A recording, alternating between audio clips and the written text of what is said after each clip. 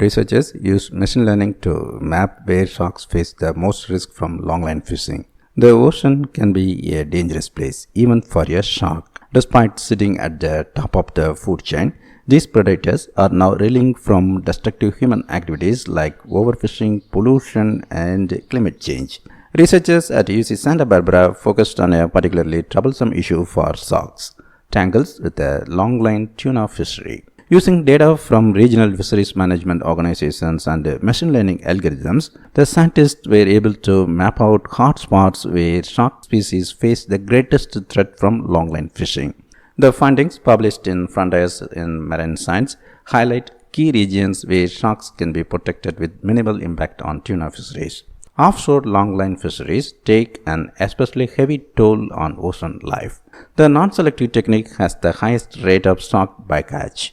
Longline fishing gear is exactly what it sounds like: a long line with lots of hooks attached to it that are baited, and they can be left in the water waiting for fish to bite for a very long time. These baited hooks catch predators like tuna, but many nearby sharks will also converge on the bait. Rather than simply report how many sharks were caught and where, the authors aim to assess the relative risk sharks faced across different areas of the ocean. One of the main questions was, where is the risk of catching sharks the highest, and does that overlap with fishing effort? To answer this, the researchers went hunting for data on longline fisheries. They sourced publicly available data from tuna regional fisheries management organizations.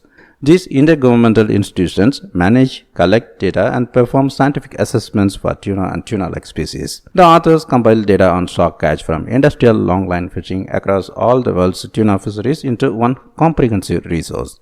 This was quite a task. Each fisheries management organization operates differently, meaning their data isn't always in the same format. The authors paired spatial shark catch data with environmental data like sea surface temperature and factors correlated with food abundance.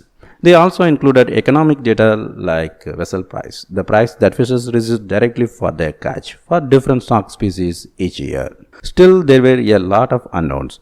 Not every fishing vessel has an impartial observer recording catch for the fisheries management organizations, and not every report is completely accurate. So the researchers used a model to fill in the gaps, recognize trends, and draw conclusions from this incomplete data. This was a new approach to estimating the interactions between fisheries and marine species. Using machine learning enabled the team to extrapolate trends from their messy datasets. First, the model assessed whether a shark species was present in an area, and if so, how likely it was to be caught there. Then it looked at how many sharks of each species were caught in an area. The authors prioritized predictive power in this study.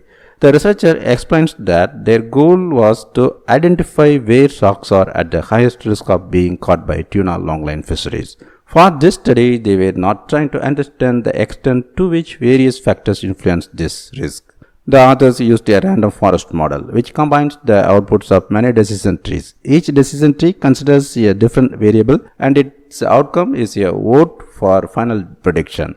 The basic idea is that a bunch of poor decision makers, the trees, can share information to ultimately make a better decision, the forest. While this method doesn't provide a clear picture of how each factor influences the system, it is very good at making sense of messy and incomplete datasets.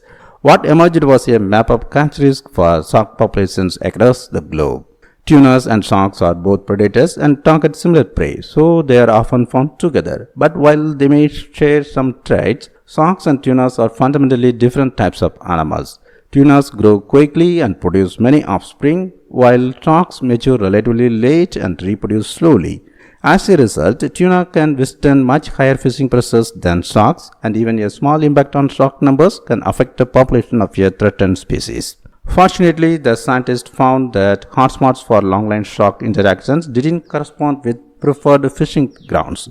This suggests that we can design management strategies that can protect vulnerable and threatened shark species without having to close the most productive tuna fishing grounds.